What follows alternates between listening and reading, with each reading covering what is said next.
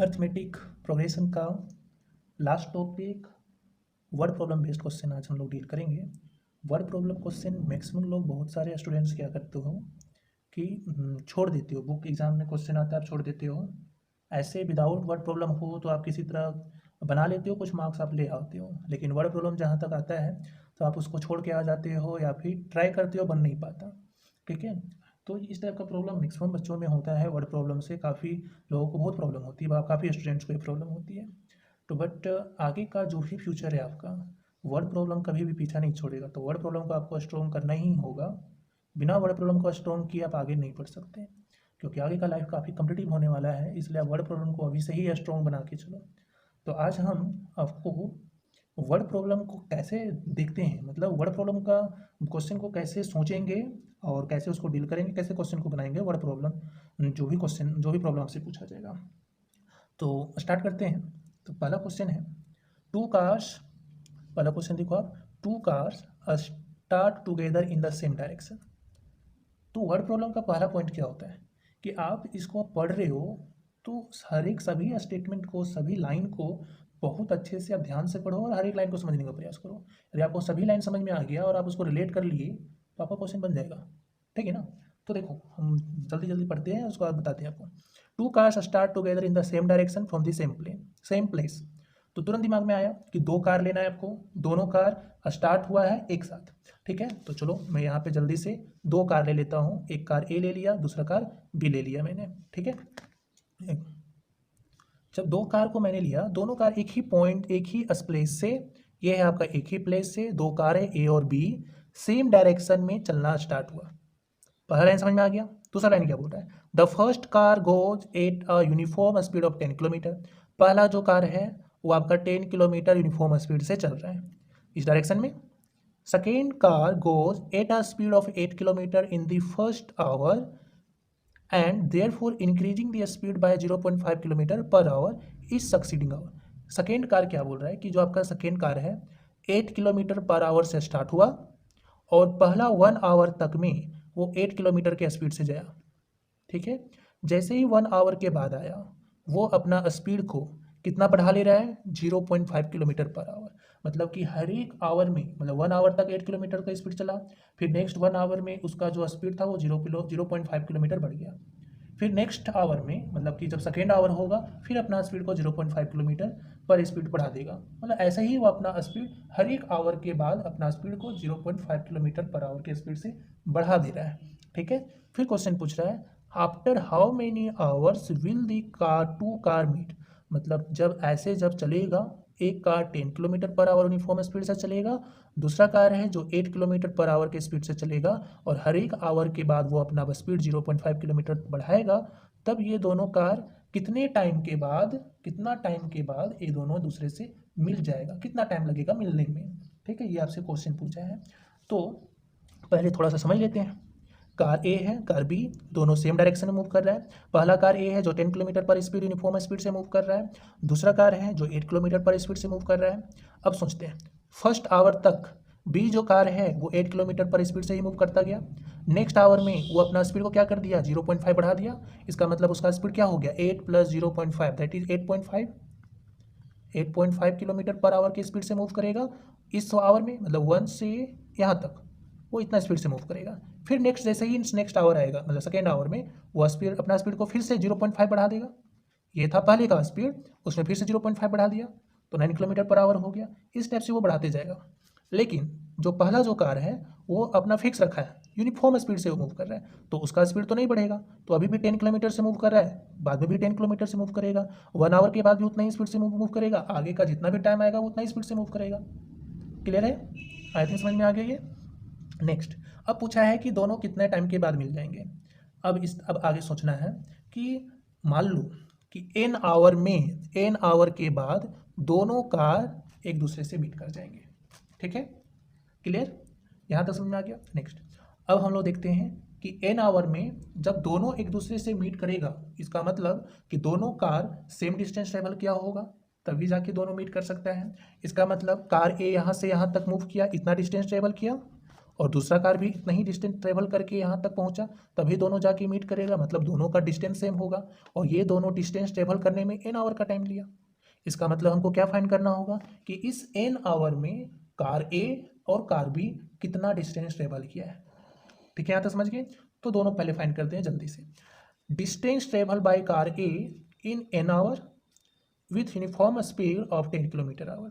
जब car A 10 kilometre per hour के speed से चल रहा था तो n आवर में वो कितना डिस्टेंस ट्रेवल करेगा। तो कैसे निकालोगे n इंटू 10, ये कैसे आया जल्दी से सोच लेते हैं। पहले आवर में 10 किलोमीटर पर आवर के स्पीड से चल रहा था, तो इसका मतलब वो 10 किलोमीटर डिस्टेंस ट्रेवल किया था 1 आवर में। या फिर आप इसको ऐसे समझ सकते हो, फॉर्मूला क्या है, speed equal to distance by time. आपको क्या फाइंड करना है, स्पीड आपका दिया हुआ है 10 किलोमीटर पर आवर, डिस्टेंस तो आप फाइंड कर रहे हो कितना डिस्टेंस है, टाइम कितना दिया हुआ, आप n आवर के बारे में सोच रहे हो कि n आवर में कितना होगा, तो डिस्टेंस कितना निकल जाएगा, क्रॉस मल्टीप्लाई कर दो, तो डिस्टेंस इक्वल टू क्या हो गया, n इंटू 10। ये है आवर, तो ये आवर और ये आवर का कैंसिल हो जाएगा, ऐसे लिख लो 10 kilometre per hour into 10 hour. ये पर आवर मतलब कि ये जो आवर है वो डिवाइड में है, ये आवर कैंसिल हो गया, तो कितना मिल गया 10n किलोमीटर, मतलब कितना डिस्टेंस ट्रेवल करेगा ये, क्लियर हुआ। या फिर ऐसे ही सोच सकते हो कि पहले एक आवर में 10 किलोमीटर डिस्टेंस ट्रेवल किया, फिर नेक्स्ट एक 1 आवर में फिर 10 किलोमीटर करेगा, फिर नेक्स्ट 1 आवर में 10 किलोमीटर करेगा। इसका मतलब हर एक आवर में 10 किलोमीटर वो डिस्टेंस ट्रेवल करेगा। तो इसका मतलब तब n आवर में कितना करेगा, n आवर में कितना करेगा, जितना भी आवर के बारे में सोच रहा है उसको उतना से मल्टीप्लाई कर दो, क्लियर हो यहाँ तक। मतलब हमको ये पता चल जाएगा कि कार ए द्वारा कितना डिस्टेंस ट्रेवल किया गया, कितना डिस्टेंस ट्रेवल कर रहा है, n इंटू 10 किलोमीटर, क्लियर हो यहाँ तक। नेक्स्ट अब आते हैं कार बी के बारे में सोचते हैं। कार बी n आवर में कितना डिस्टेंस ट्रेवल करेगा, तो कार बी कितना डिस्टेंस ट्रेवल करेगा उसको देखो। Distance of car B in different hour in kilometre can be written in sequence में कैसे लिखें। पहला आवर में कितना डिस्टेंस ट्रेवल किया वो 8 किलोमीटर, पहला आवर में वो 8 किलोमीटर डिस्टेंस ट्रेवल कर रहा है। फिर नेक्स्ट 1 आवर में, मतलब कि अगले 1 आवर में कितना डिस्टेंस ट्रेवल करेगा 8.5, फिर नेक्स्ट 1 आवर में कितना करेगा 9 किलोमीटर। ठीक है, तो इसको हम ऐसे लिख दिए सीक्वेंस में कि पहला आवर में 8 किया, दूसरे आवर में 8.5 किलोमीटर ट्रेवल किया, फिर नेक्स्ट 1 आवर में 9 किलोमीटर ट्रेवल किया, फिर नेक्स्ट 1 आवर में 9.5 किलोमीटर, ऐसे वो चल रहा है, क्लियर हुआ यहाँ तक। अब आपको बताना है कि अब हमको आप बताओ कि जब यहाँ से n आवर तक में वो कितना डिस्टेंस ट्रेवल करेगा। तो distance travel by car B in n hour, ठीक है। तो अब थोड़ा समझो कि पहला 1 आवर में कितना किया 8, फिर दूसरा n आवर में कितना किया 8.5, फिर तीसरा 1 आवर में कितना किया 9। इसका मतलब n आवर में वो कितना करेगा, सभी जो जितना डिस्टेंस वो ट्रेवल किया है सभी को आपको ऐड करना होगा। इसका मतलब n आवर तक आपको ऐड करना है कि कितना डिस्टेंस ट्रेवल किया है। इसका मतलब ये जो आप सीक्वेंस देख रहे हो, इस सीक्वेंस का क्या फाइंड करना है, सम फाइंड करना है, कितने टर्म का, n टर्म तक का, क्लियर है। इसका मतलब आपको SN फाइंड करना होगा, sum of n terms in distance. ये जो डिस्टेंस है n तक का, मतलब कि n आवर तक कितना कंप्लीट किया, तो ये फर्स्ट आवर का है, ये सेकंड आवर का, ये थर्ड आवर का, सबको ऐड करो। तो सबको ऐड करते हो सीक्वेंस में क्या होता है, सम ऑफ दी n टर्म्स। तो SN फाइंड कर लो। SN का फॉर्मूला क्या होगा, n/2 2a + n - 1 × 2। n तो फाइंड करना है, उसको एजिटी रहने दो। a फर्स्ट टर्म क्या है 8, यहाँ 8 पुट कर दो। कॉमन डिफरेंस क्या है 8.5 में 8 माइनस कर दोगे तो 0.5 आएगा, 0.5 यहाँ पे यूज करो, ठीक है। अब देखो कैसे ना अप्लाई कर दिए, n/2 2 × 8 + n - 1 × 0.5, n/2 8 × 2 16 + 0.5 n से मल्टीप्लाई होगा 0.5n - 0.5 n/2। अब देखो 16 में 0.5 माइनस करोगे तो -15.5 मिला, 0.5n रह गया। अब देखो ध्यान से, यहाँ तक समझ में आ गया। ये है कार बी का टोटल डिस्टेंस ट्रेवल होना। अब क्वेश्चन ये पूछा था कितना टाइम में दोनों कार मिलेगा, तो हम क्वेश्चन में एज्यूम करके बना रहे हैं कि n आवर में दोनों कार एक दूसरे से मिल जाएगा। तो पहला कार n आवर में कितना डिस्टेंस ट्रेवल कर लिया है, n इंटू 10 किलोमीटर, मतलब इतना डिस्टेंस ट्रेवल करेगा n आवर में। दूसरा कार n आवर में कितना डिस्टेंस ट्रेवल करेगा, इतना डिस्टेंस ट्रेवल करेगा। और दोनों n आवर में मीट करना है, इसका मतलब कि n आवर में इसके कार बी के द्वारा डिस्टेंस ट्रेवल किया गया और कार ए के द्वारा डिस्टेंस जो ट्रेवल किया गया वो दोनों इक्वल होगा। इसका मतलब दोनों तब इक्वल होगा, तभी जाके दोनों मीट करेगा n आवर में। तो ये दोनों को हम क्या करते हैं, इक्वल करते हैं। अब इसको सॉल्व करना है, कैसे सॉल्व करेंगे, 2 इधर डिवाइड में है, इसको अब इधर ले आओ, मल्टीप्लाई हो गया। n मल्टीप्लाई में था, इसको अब राइट साइड ले आओगे, डिवाइड हो गया, इसको एच रहने देना है। बहुत सारे बच्चे क्या करोगे, यहाँ पे मल्टीप्लाई कर दोगे, मल्टीप्लाई बिल्कुल नहीं करना, काफ़ी कॉम्प्लिकेटेड हो जाएगा तब सॉल्व करना, ठीक है। आप ऐसे करते चलो ना, n और n कैंसिल हो गया, 10 × 2 20 हो गया, इसको आप एच रहने दो। नाउ 20 में 15.5 को लेफ्ट साइड ले आए तो माइनस हो गया, 15.5 को इधर ले, ये 0.5 एन बच गया। 20 में 15.5 माइनस करोगे तो 4.5 आएगा, 0.5 एन रह गया। एन का वैल्यू कितना हो गया, 4.5 बाई 0.5 इक्वल टू 9, मतलब 9 आवर में दोनों कार एक दूसरे से मिल जाएगा। क्लियर हुआ? आई होप हम आपको इस चीज़ को समझा पाए हैं। क्लियर है? फिर भी यदि आपको इसमें समझने में फिर भी कोई डाउट्स है तो आप कमेंट करके बताओ, हम आपको इसका क्लियर करने का प्रयास करेंगे। बट आपको ध्यान क्या देना है, कैसे इसको सॉल्यूशन करना है ये आपने देख लिया। और अब सबसे पहला काम क्या करोगे कि जो भी आपके पास प्रॉब्लम होगा, क्वेश्चन होगा, उसका हर एक सेंटेंस को आप पढ़ोगे, ध्यान से पढ़ोगे, उसको समझोगे और रिलेट करके आप क्या करो कि उसका जो भी दिया हुआ इन्फॉर्मेशन वो नीचे लिखो और जो फाइंड करने बोल रहा है वो फाइंड कर लो, आपको बनेगा। क्लियर है? नेक्स्ट क्वेश्चन लेंगे। नेक्स्ट क्वेश्चन है, देखो आप ध्यान से। A sum of 700 is to be paid to given 7 case prizes to the students of a school for their overall academic performance. If the cost of each prize is 20 less than its preceding prize, find the value of each of the prizes. ये question ICSE का भी है और CBSE दोनों के लिए है। तो देखो यहाँ पे ध्यान से क्या क्वेश्चन है। आपके पास टोटल 700 रुपया था, ठीक है। अब इस 700 रुपीज़ को आपको क्या करना है कि 7 केस प्राइज में डिस्ट्रीब्यूट करना है। मतलब कि आपके पास 7 ऐसे स्टूडेंट्स हैं उस क्लास में, उस स्कूल में ऐसे 7 स्टूडेंट्स हैं जिसका एकेडमिक परफॉर्मेंस बहुत अच्छा है, तो आप चाहते हो कि ये 700 रुपया उन 7 स्टूडेंट्स में बांट दें, ठीक है।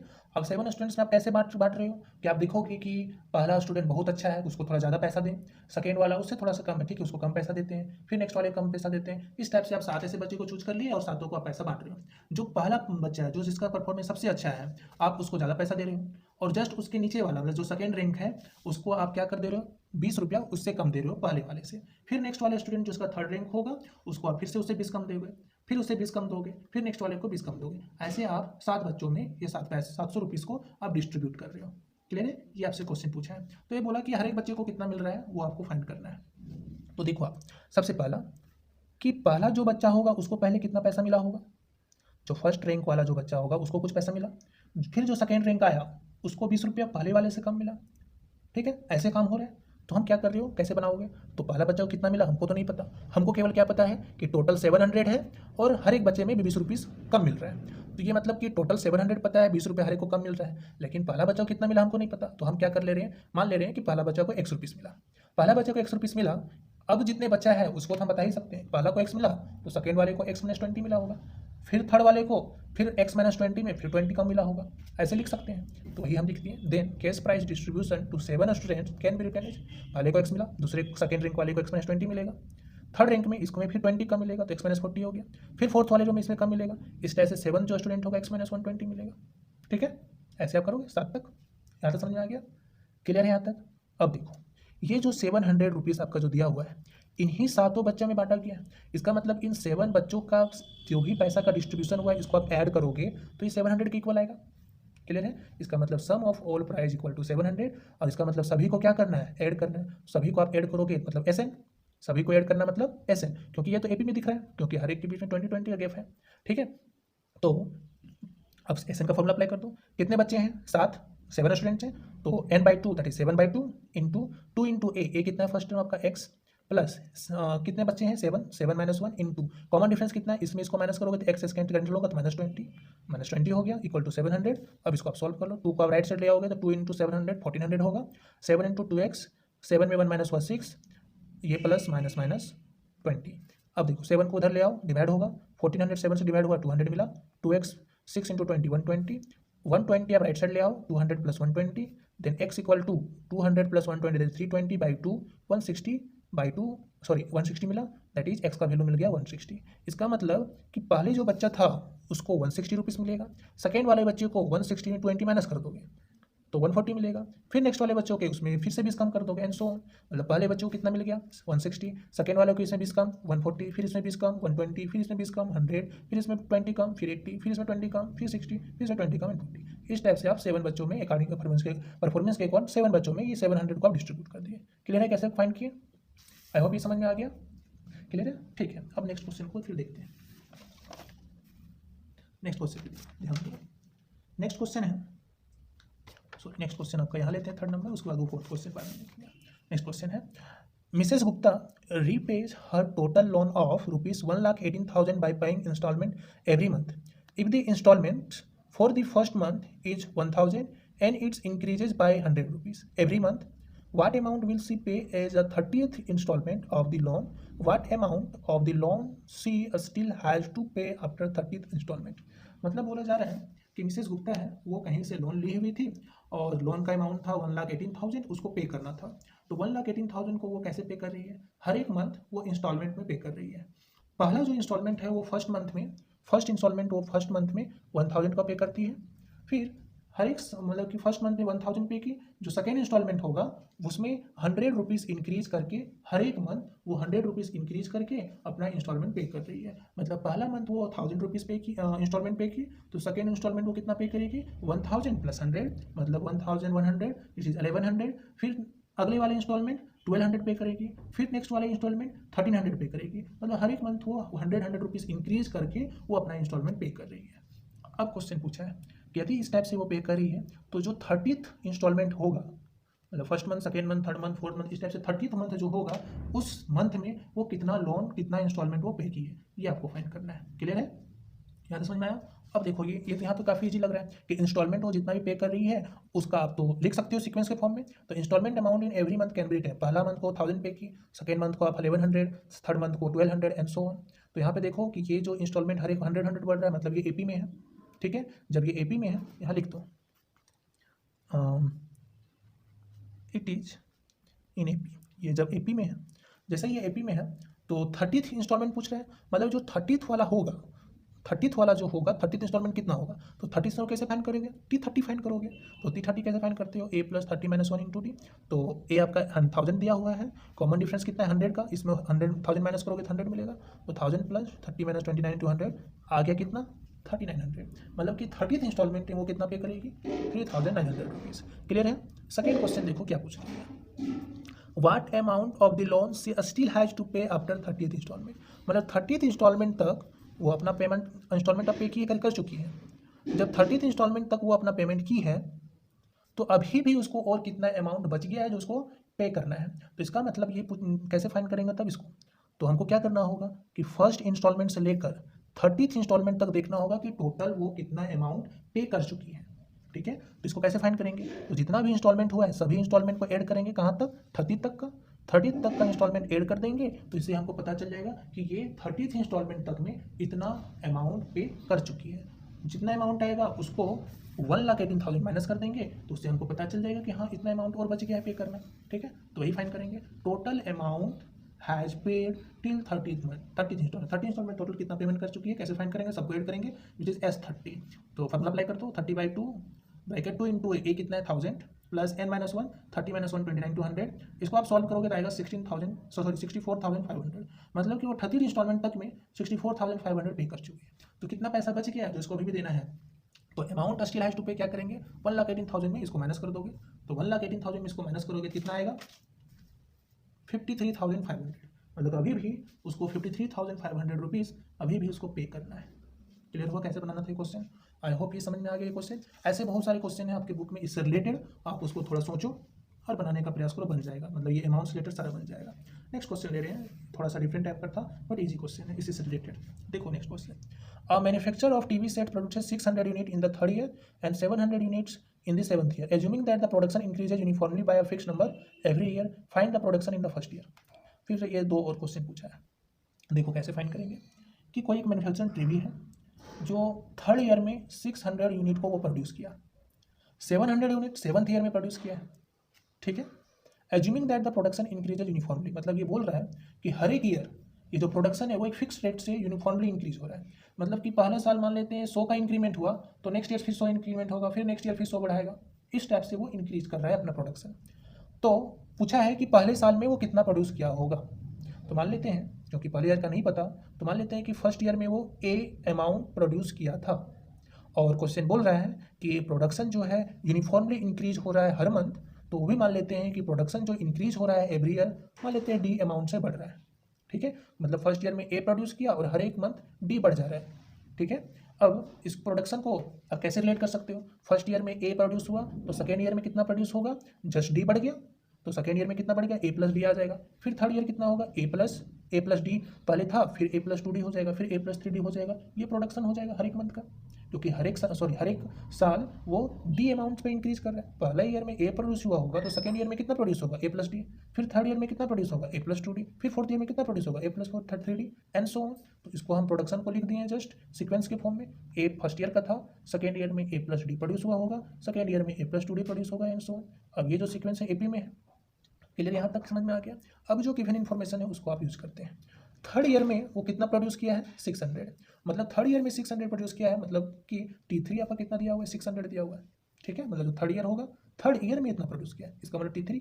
तो T3 फॉर्मूला क्या हुआ, a plus two d. Formula apply किया 600, इसको इक्वेशन 1 मान लो। फिर दिया है क्वेश्चन में कि 7th ईयर में कितना प्रोड्यूस किया है, 7 यूनिट। मतलब T7 आपका दिया हुआ है 700, तो ए प्लस 60 इक्वल टू 700। अब आपके पास दो इक्वेशन है, इन दोनों को सॉल्व करके ए और डी फाइंड कर लीजिए। तो 1 में क्या किया, 2 को माइनस कर दो आप, 1 minus 2 we get minus minus, ये दोनों कट गया। 2D में 60 को आप माइनस करोगे तो माइनस 40 मिलेगा, 600 में 700 माइनस करोगे तो माइनस 100 मिलेगा। तो डी इक्वल टू माइनस 4 से माइनस 100 को डिवाइड करोगे तो 25 मिलेगा। अब इस डी का वैल्यू को यहाँ पुट कर दो। जैसे ही डी का वैल्यू 1 में पुट करोगे तो ए का वैल्यू कितना आ गया, 550। क्लियर है, यहाँ तक हम समझा पाए, कोई दिक्कत। अब यही ए क्या था, फर्स्ट ईयर का प्रोडक्शन था। तो पहला क्वेश्चन समझ में आ गया, पहला क्वेश्चन जो पूछा था बन गया। तो therefore production in the first year कितना आ गया, 550। क्लियर। नेक्स्ट क्वेश्चन क्या पूछा था, नेक्स्ट क्वेश्चन आपसे पूछा है the production in the 10th year, मतलब T10 आपको फाइंड करना है। तो production in the 10th year T10 that is a plus 90। ए आपका 550 फाइंड किए, डी अभी आप 25 फाइंड किए, सॉल्व किए तो कितना मिल गया, 775। क्लियर है यहाँ तक। थर्ड जो क्वेश्चन आपसे पूछा था, थर्ड क्वेश्चन क्या पूछा है, टोटल प्रोडक्शन इन 7 ईयर, मतलब कि 7 साल में आप कितना प्रोड्यूस कर लिए। 7 साल में आप कितना प्रोड्यूस किए, इसका मतलब फर्स्ट ईयर में कितना प्रोड्यूस हुआ, सेकेंड ईयर में कितना प्रोड्यूस हुआ, थर्ड ईयर में कितना प्रोड्यूस हुआ। इस टाइप से 7 साल में कितना, 7 साल तक में अब कितना टोटल प्रोडक्शन हुआ। इसका मतलब सभी 7 साल में जितना भी प्रोडक्शन हुआ होगा सबको ऐड करना होगा। मतलब फर्स्ट ईयर में ए प्रोड्यूस हुआ है, सेकेंड ईयर में ए प्लस डी हुआ है, तो दोनों को ऐड करना होगा। इसी टाइप से 7 साल को ऐड करना होगा। तो 7 साल को याद करना मतलब कि 7 टर्म को ऐड करना, और 7 टर्म को ही क्या बोलते हैं, S7, sum of 7 term which is 7/2, 2 into a plus 6 into 25। Formula apply कीजिए, सॉल्व करो तो आपको मिलेगा 4375। मतलब कि 7th ईयर तक में टोटल 4375 यूनिट्स वो टीवी सेट को प्रोड्यूस किया था। आई होप ये समझ में आ गया क्वेश्चन, कोई प्रॉब्लम नहीं हुआ होगा।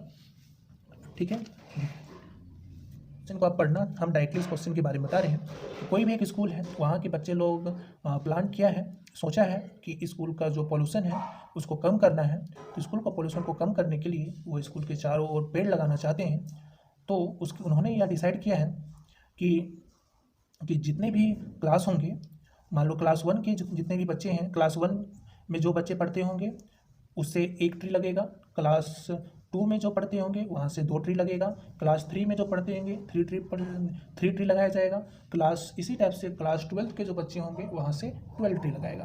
क्लियर, मतलब इसको आप समझो ऐसे कि 1 से लेकर 12 क्लास तक के स्टूडेंट्स हैं। एक क्लास में 3 सेक्शन है, सेकेंड क्लास में भी 3 सेक्शन है, थर्ड क्लास में भी 3 सेक्शन है। इस टाइप से सभी क्लास की 3-3 सेक्शन स्कूल में है। क्लियर। अब क्वेश्चन में बोला जा रहा है इस प्रॉब्लम में कि एक क्लास में जो पढ़ता होगा वहाँ से 1 ट्री लगाएगा, एक सेक्शन।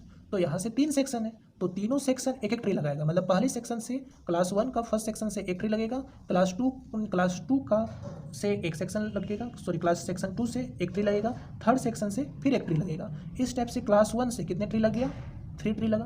क्लियर। अब क्लास 2 में जो पढ़ता होगा वहाँ पे 3 सेक्शन है। अब इसमें क्वेश्चन बोल रहा है जो 2 में पढ़ता होगा वो हर एक सेक्शन 2 ट्री लगाएगा। मतलब यहाँ से 2 ट्री लगाएगा, फिर यहाँ से 2 ट्री लगाएगा, फिर यहाँ से 2 ट्री लगाएगा। इस टाइप से टोटल कितना ट्री लग गया, क्लास 2 से 6 ट्री लग गया। अब जो 3 क्लास में पढ़ता होगा वहाँ भी 3 सेक्शन है। तो इसमें बोला गया है कि जो 3 क्लास में जो पढ़ता होगा वहाँ से 3 ट्री लगेगा। ठीक है, तो इसका मतलब पहले वाला जो सेक्शन है वो 3 ट्री लगाएगा, सेकेंड वाला भी 3 ट्री लगाएगा, थर्ड वाला भी 3 लगाएगा। इस टाइप से टोटल यहाँ से 9 ट्री लगेगा एंड सो ऑन। इसका मतलब कि पहले में 3 ट्री लगा, फिर 6, फिर 9, फिर कितना आ जाएगा, कितने का इंक्रीमेंट हो रहा है, 12। इस टाइप से बढ़ते जाएगा, कहाँ तक, 12 तक। यहाँ 12 है तो यहाँ भी 12 ट्री लगेगा, फिर यहाँ भी 12 ट्री लगेगा, फिर यहाँ भी 12 मतलब 36, ऐसे करके। क्लियर हुआ। ये क्वेश्चन क्या पूछा था, आई होप ये क्वेश्चन समझ में आया कि जितने क्लास में जो बच्चे पढ़ रहे हैं उतने ही ट्री हर एक सेक्शन से लगेगा। पहले क्लास में जो पढ़ता होगा वो पहले क्लास से हर एक सेक्शन 1-1 ट्री लगाएगा। सेकेंड क्लास में जो पढ़ता होगा, क्लास 2 में जो पढ़ता होगा उसके हर एक सेक्शन 2-2 ट्री लगाएगा। क्लास 3 में जितने बच्चे पढ़ते होंगे उसके हर एक सेक्शन 3-3 ट्री लगाएगा एंड सो ऑन। इस टाइप से 12 तक का ट्री लगाना है। अब क्वेश्चन जो पूछा है कि कितने ट्री स्टूडेंट्स के द्वारा लगाया गया, ये आपको फाइंड करना है। तो आई होप ये समझ में आ गया कैसे काम किया था। तो उसको हम क्या कर दिए हैं, जस्ट लिख दिए हैं, प्लांटेड ट्री ऑफ 3 सेक्शन। क्योंकि हर एक क्लास का 3 सेक्शन है तो उसको आप सीक्वेंस में कैसे लिखोगे? फर्स्ट क्लास से 3 ट्री लगा, अभी जस्ट बताएं। सेकेंड क्लास से 6 ट्री लगा, थर्ड क्लास से 9 ट्री लगा, एंड सो ऑन। 12 क्लास से कितना ट्री लग गया? 36 ट्री लग गया। अब इसको ध्यान से देखो, ये जो सीक्वेंस आपको दिख रहा है वो एपी में है तो लिख दिए फिर सीधन एपी। तो आपको पूछा क्या है कि टोटल कितना ट्री लगाया, तो देख लो सबको ऐड कर देना होगा, क्योंकि पहला क्लास 3 ट्री लगाया, दूसरा क्लास 6 ट्री लगाया, तो सबको ऐड करोगे तो कितना होगा? तो टोटल कितने क्लास है? 12 क्लास, मतलब कि ये 12 है, 12 टर्म है, तो S12 फाइंड कर लो। S12 फॉर्मूला पुट कर दो, 12/2, 2 इंटू ए कितना है? 3 है, ए कितना है? 3 है, पुट कर दो। सॉल्व करोगे तो आपको टोटल मिल जाएगा 234, मतलब टोटल 234 ट्री लगाया गया है इस क्लास के बच्चों के द्वारा। आई होप ये समझ में आ गया। ठीक है, फिर भी कोई डाउट है, कोई रहता है आप पूछ सकते हो।